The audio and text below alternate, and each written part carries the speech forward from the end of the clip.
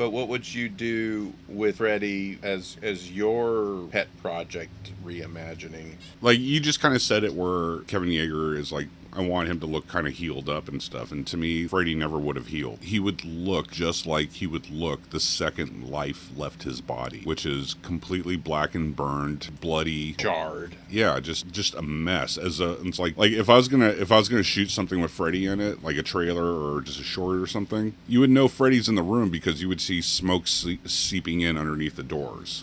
Like, he would still be smoldering. And that's what I see when I think of the character. It's like, I know what Freddy looks like. I grew up watching the movies and everything, but if I was reading this script and this concept for the first time, that's what I would gravitate towards, is that he is char and blood and still smoldering underneath all that stuff. So, like, if you were to take off his hat, you would see the stretchy goo come off with it. Ooh, okay. Not like saying that, he's going to be sticky all over the place, where if he touches somebody or touches a wall that you're going to see it stringing off of him and stuff, but it would just be more gruesome in the way of doing that. It's like, I always thought, like, when they did the remake, they made him look very realistic, as though somebody had survived burns and healed up over him and everything. And I was just like, that's just realistically as though they survived, and Freddy didn't survive. Right. So to me, I'm just like, nightmare fuel to me is Freddy looking like what his body would have looked like the second life left his body in a fire.